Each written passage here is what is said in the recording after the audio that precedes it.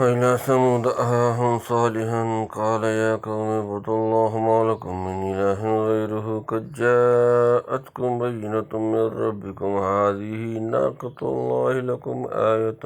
فذروها تأكل في أرض الله ولا تمسوها بسوء فيأخذكم عذاب أليم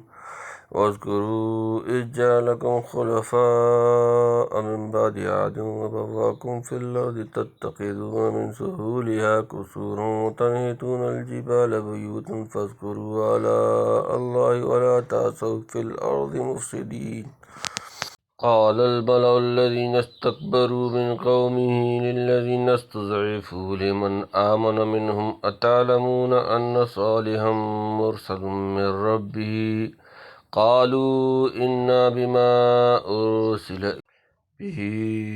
مؤمنون قال الذين استكبروا إنا بالذي آمنتم به كافرون فعقروا الناقة وعتوا عن أمر ربهم وقالوا يا صالح ائتنا بما تعدنا إن كنت من المرسلين فأخذتهم الرجفة فأصبحوا في دارهم جاثمين فتولى عنهم وقال يا قوم لقد أبلغتكم رسالة ربي ونصحت لكم ولكن لا تحبون الناصحين ولوطا إذ قال لقومه أتأتون الفاحشة ما سبقكم بها من أحد من العالمين إنكم لتأتون الرجال شهوة من دون النساء بل أنتم قوم مسرفون وما كان جواب قومه إلا أن قالوا أخرجوهم من قريتكم إنهم أناس يتطهرون فأنجيناه وأهله إلا امرأته كانت من الغابرين وأمطرنا عليهم مطرا فانظر كيف كان عاقبة المجرمين. وإلى ثمود أخاهم صالحا قال يا قوم اعبدوا الله ما لكم من إله غيره قد جاءتكم بينة من ربكم هذه ناقة الله لكم آية فذروها تأكل في أرض الله ولا تمسوها بسوء فيأخذكم عذاب علیم اور الی طرف سمود آہاہم ان کے بھائی صالح قال اس نے کہا یا قومی اے میری قوم اعبدو تم عبادت کرو اللہ ما لکم تمہارے لیے نہیں من کوئی الہ معبود غیر ہو اس کے سوا قد جاءتکم تحقیق آ چکی تمہارے پاس بینۃ نشانی من سے ربکم تمہارا رب حاضی یہ ناقۃ اللہ کی اونٹنی لکن تمہارے لیے آیا اے شانی فضروہا سو اسے چھوڑ دو تاکل کے کھائے فی میں ارض زمین اللہ وا اور لا تمسوہا اسے ہاتھ نہ لگاؤ بسوء ان برائی سے فیاخذکم ورنہ پکڑ لے گا تمہیں عذاب علیم دردناک. اور سمود کی طرف بھیجا ان کے بھائی صالح کو بولا اے میری قوم بندگی کرو اللہ کی کوئی نہیں تمہارا معبود اس کے سوا تم کو پہنچ چکی ہے دلیل تمہارے رب کی طرف سے یہ اونٹنی اللہ کی ہے تمہارے لیے نشانی سو اس کو چھوڑ دو کہ کھائے اللہ کی زمین میں اور اس کو ہاتھ نہ لگاؤ بری طرح پھر تم کو پکڑے گا عذاب دردناک. یعنی جو دلیل تم مانگ رہے تھے وہ پہنچ گئی. صالح علیہ السلام کی قوم نے ان سے عہد و اقرار کیا تھا کہ پتھر کے ایک ٹھو چٹان میں حاملہ اونٹنی چھوڑ دو کہ کھائے اللہ کی زمین میں اور اس کو ہاتھ نہ لگاؤ بری طرح پھر تم کو پکڑے گا عذاب دردناک. یعنی جو دلیل تم مانگ رہے تھے وہ پہنچ گئی. صالح علیہ السلام کی قوم نے ان سے عہد و اقرار کیا تھا کہ آپ پتھر کی ایک ٹھو چٹان میں سے حاملہ اونٹنی نکال دیں تو ہم آپ پر ایمان لے آئیں گے. خدا نے حضرت صالح علیہ السلام کی دعا سے ویسا ہی کر دیا. ان کو کہا جا رہا ہے کہ تمہارا فرمائشی معجزہ تو خدا نے دکھلا دیا اب ایمان لانے میں کیا تعمل ہے. یعنی یہ اونٹنی خدا کی قدرت اور میری طاقت کی نشانی ہے جو میری دعا پر غیر معتاد طریقے سے خدا نے پیدا کی. اس کے حقوق کی رعایت کرو مثلا خدا کی زمین میں مباح گھاس کھانے اور اس کی باری میں پانی پینے سے نہ روکو غرض خدا کی اس نشان کے ساتھ جو تم نے خود مانگ کر حاصل کیا برائی سے پیش مت آؤ ورنہ تمہاری بھی خیر نہیں. فاذکروا اذ جعلکم خلفاء من بعد عاد وبواکم فی الارض تتخذون من سہولها قصورا وتنحتون الجبال بیوتا فاذکروا آلاء اللہ ولا تعثوا فی الارض مفسدین واذکروا اور تم یاد کرو اس جب جعلکم تمہیں بنایا اس نے خلفاء جانشین من بعد عاد وبواکم اور تمہیں ٹھکانہ دیا فی میں الارض زمین تتخذون بناتے ہو من سے سہولیہ اس کی نرم جگہ قصورا محل جمع وتنحتون اور تراشتے ہو الجبال پہاڑ بیوتا مکانات فاذکروا سو یاد کرو آلاء نعمت اللہ ہی اللہ ولا تعثوا اور نہ پھرو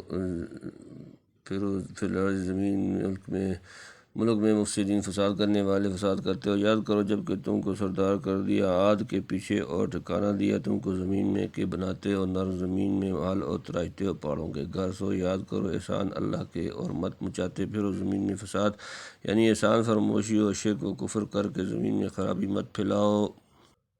قال الملأ الذين استكبروا من قومه الذين استضعفوا لمن آمن منهم أتعلمون أن صالحا مرسلا من ربه قالوا إنا بما أرسل به مؤمنون قال بولے الملأ سردار الذين وہ جنہوں نے استکبروا تکبر کیا متکبر من سے قومه اس کی قوم الذين ان لوگوں سے استضعفوا ضعیف کمزور بنائے گئے لمن ان سے جو آمن ایمان لائے منهم ان سے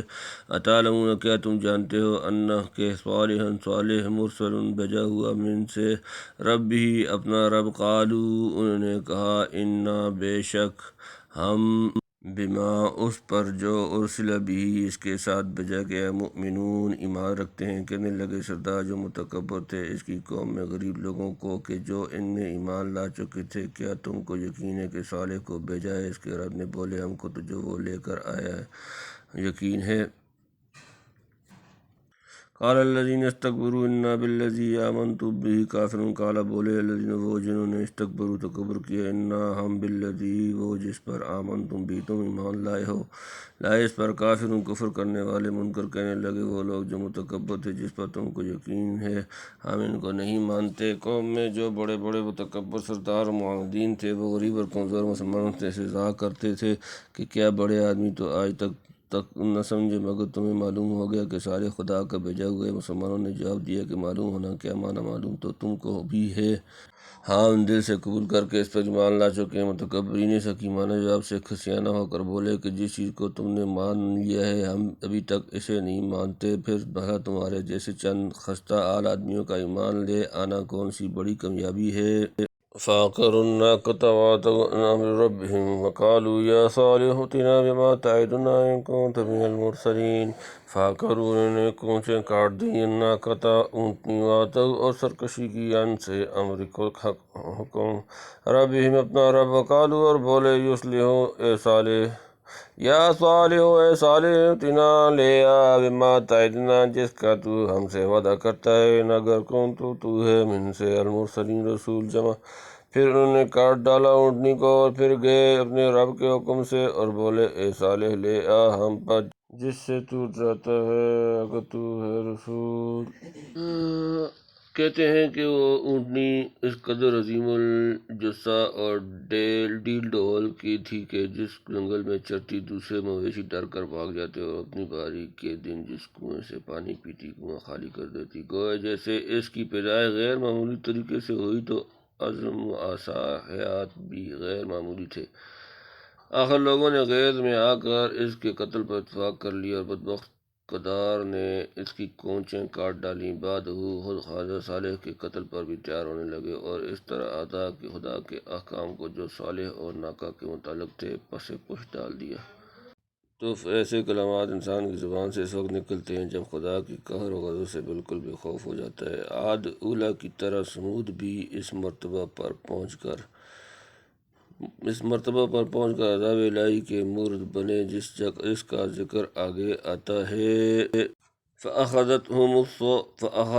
الرَّجْفَةُ فَأَصْبَحُوا فِي دَارِهِمْ جَاثِمِينَ فَأَخَذَتْهُمْ پس انہیں پکڑا الرجفۃ زلزلہ فَأَصْبَحُوا تو رہ گئے فی میں دارہم اپنے گھر جاثمین اوندے پس پکڑا ان کو زلزلہ نے پھر صبح کو رہ گئے اپنے گھر میں اوندے پڑے دوسری آیت میں ان کا صیحہ چیخ سے ہلاک ہونا بیان فرمایا ہے شاید نیچے سے زلزلہ اور اوپر سے ہولناک آواز آئی ہوگی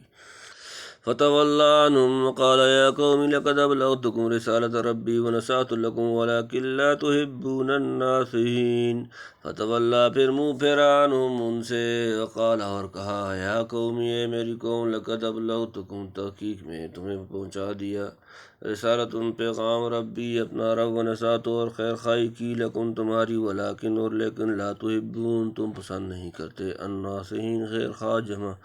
پھر صالح الٹا پھیرا ان سے اور بولا اے میری قوم میں پہنچا چکا تم کو پیغام اپنے رب کا اور خیر خواہی کی تمہاری لیکن تم کو محبت نہیں خیر خواہوں سے کہتے کہ حضرت صالح قوم کی ہلاکت کے بعد مکہ معظمہ یا ملک کے شام کی طرف چلے گئے اور جاتے ہوئے ان لاشوں کے انبار دیکھ کر یہ خطاب فرمایا یا تو اسی طرح جیسے حضرت صلی اللہ علیہ وسلم نے مقتولین بدر کو فرمایا تھا اور بیامحض بطور تمسخر فرضی خطاب تھا جیسے شعراء دیار اور اطلال کھنڈرات وغیرہ کو خطاب کرتے ہیں اور بعض نے کہا کہ یہ خطاب ہلاکت سے پہلے تھا اس صورت میں بیان میں ترتیب واقعات مرئی نہ ہوگی بہرحال اس خطاب میں دوسروں کو سنانا تھا کہ اپنے معتبر خیر خواہوں کی بات ماننی چاہیے جب کوئی شخص خیر خواہوں کی قدر نہیں کرتا تو ایسا نتیجہ دیکھنا پڑتا ہے وَلُوطًا إِذْ قَالَ لِقَوْمِهِ أَتَأْتُونَ الْفَاحِشَةَ ما سبقكم بها من أحد من العالمین ولوطًا اور لوط جب قال کہا لقومی اپنی قوم سے اتاتون الفاحشۃ کیا آتے ہو بے حیائی کے پاس بے حیائی کرتے ہو ما سبقکم جو تم سے پہلے نہیں کی بہا ایسی من احد کسی نے من سے العالمین سارے جہاں اور بھیجا لوط کو جب کہا اس نے اپنی قوم کو کیا تم کرتے ہو ایسی بے حیائی کہ تم سے پہلے نہیں کی ہے اس کو کسی نے جہاں میں لوط حضرت ابراہیم علیہ خلیل اللہ کے بھتیجے ہیں جو ان کے ساتھ عراق سے ہجرت کر کے ملک شام میں تشریف لائے اور خدا کی طرف سے سدوم اور ان کے گرد و نواح کی بستیوں کی طرف مبعوث ہوئے تاکہ ان کی اصلاح فرمائیں اور ان کے گندے خلاف فطرت اور بے حیائی کے کاموں سے بات رکھیں جن میں وہاں کے لوگ مبتلا تھے نہ صرف مبتلا بلکہ اس بے حیائی کے بعد موجد تھے ان سے بیشتر عالم میں اس بیماری سے کوئی واقف نہ تھا اولاً یہ ملعون حرکت شیطان نے صدوم والوں کو سمجھائی اور وہیں سے دوسرے مقامات میں پھیلی حضرت لوط نے اس ملعون و شنی حرکت کے عواقب پر متنبہ کیا اور گندگی کو دنیا سے مٹانا چاہا موجودہ بائبل کے جمع کرنے والوں کی شرمناک جسارت پر ماتم کرنا پڑتا ہے کہ ایسے پاک باز اور معصوم پیغمبر کی نسبت جو دنیا کو بے حیائی اور گندگی سے پاک کرنے کے لیے آیا تھا ایسی سخت ناپاک حرکات منسوب کیں جن کے سننے سے حیادار آدمی کے رونگٹے کھڑے ہو جاتے ہیں کابورت کلمۃ تخرج من افواہہم ان یقولون الا کذبا سورۃ نمبر 18 سورۃ القاف آیت نمبر 5 انکم لتاتون الرجال شہوۃ من دون النساء بل انتم قوم مسرفون انکم بے شک تم لتاتون جاتے ہو الرجال مرد جمع شہوتاً شہوت سے من دون علاوہ چھوڑ کر النساء عورتیں بلکہ انتم تم قوم لوگ مسرفون حد سے گزر جانے والے تم تو دوڑتے ہو مردوں پر شہوت کے مارے عورتوں کو چھوڑ کر بلکہ تم لوگ ہو حد سے گزرنے والے یعنی صرف یہی نہیں کہ ایک گناہ کے تم مرتکب ہو رہے ہو بلکہ اس کے خلاف فطرت فعل کا ارتکاب اس کی دلیل ہے کہ تم انسانیت کی حدود سے بھی باہر نکل چکے ہو وما كان جواب قومه إلا أن قالوا أخرجوهم من قريتكم إنهم أناس يتطهرون وما اور نہ کانا تھا جواب قوم ہی اس کی قوم اللہ مگر ان یہ قالو انہوں نے کہا اخرجوہم انہیں نکال دو من سے قریتکم اپنی بستی انہم بے شک اناس یہ لوگ یتطہرون پاکیزگی چاہتے ہیں اور کچھ جواب نہ دیا اس کی قوم نے مگر یہی کہا کہ نکالو ان کو اپنے شہر سے یہ لوگ بہت ہی پاک رہنا چاہتے ہیں فَأَنْجَيْنَاهُ وَأَهْلَهُ إِلَّا امْرَأَتَهُ كَانَتْ مِنَ الْغَابِرِينَ فَأَنْجَيْنَاهُ ہم نے نجات دی اس کو اہلہ اور اس کے گھر والے الا مگر امرأتہ اس کی بیوی کانت وہ تھی من سے الغابرین پیچھے رہنے والے پھر بچا دیا ہم نے اس کو اور اس کے گھر والوں کو مگر اس کی عورت کہ رہ گئی وہاں کے رہنے والوں میں یعنی آخری بات انہوں نے یہ کہی کہ جب ہم سب کو یہ گندا سمجھتے ہیں اور آپ پاک بننا چاہتے ہیں تو گندوں میں پاکوں کا کیا کام لہذا انہیں اپنی بستی سے نکال دینا چاہیے کہ یہ روز روز کی رکاوٹ ختم ہو خیر وہ ملعون تو کیا نکالتے ہاں حق تعالیٰ نے لوط اور ان کے متعلقین کو عزت و عافیت کے ساتھ صحیح و سالم ان بستیوں سے نکال لیا اور ان بستیوں پر عذاب مسلط کر دیا جس کا ذکر آگے آتا ہے۔ لوط کے متعلقین میں سے صرف ان کی بیوی آپ سے لیدہ رہی اور معذبین کے ساتھ ہلاک ہوئی، کیونکہ اس کا ساز باز ان کے معذبین سے تھا۔ لوط کے یہاں جو مہمان وغیرہ آتے ان کی اطلاع یہی کیا کرتی تھی اور ان کو بدکاری کی ترغیب دیتی تھی، یا جیسا کہ بعض نے لکھا ہے مردوں کی طرف عورتوں میں بھی مضحکہ کا رواج ہو گیا، یہ عورت اس میں مبتلا تھی۔ بہرحال عذاب ان سب پر آیا جو اس مہلک مرض میں مبتلا تھی اور نہایت ڈٹائی کے ساتھ نبی کا مقابلہ و تکذیب کرتے تھے، یا جو کفر و فحش کے سسٹم میں ان کے معین و مددگار تھے۔ وَأَمْطَرْنَا عَلَيْهِم مَّطَرًا فَانظُرْ كَيْفَ كَانَ عَاقِبَةُ الْمُجْرِمِينَ۔ وَأَمْطَرْنَا اور ہم نے بارش برسائی علیہم ان پر مطرًا ایک بارش، فانظر پس دیکھو کیفا کیسا ہوا، کانا ہوا عاقبۃ انجام المجرمین مجرمین، اور برسایا ہم نے ان کے اوپر یعنی پتھروں کا، پھر دیکھ کیا ہوا انجام گنہگاروں کا۔ دوسری جگہ مذکور ہے کہ بستیاں الٹ دی گئیں اور پتھروں کا میم برسایا گیا۔ بعض ائمہ کے نزدیک آج بھی لوطی کی سزا یہی ہے کہ کسی پہاڑ وغیرہ بلند مقام سے اسے گرایا جائے اور اوپر سے پتھر مارے جائیں اور سخت بدبودار گندی جگہ میں مقید کیا جائے، یعنی گناہ کرتے وقت اس کا بد انجام سامنے نہیں آتا۔ عاجل شہوت و لذت کے غلبہ میں وہ بات کر کے گزرتا ہے جو عقل و انسانیت کے خلاف ہے، لیکن عقل مند کو چاہیے کہ دوسروں کے واقعات سن کر عبرت حاصل کرے اور بدی کے انجام کو ہمیشہ پیش نظر رکھے۔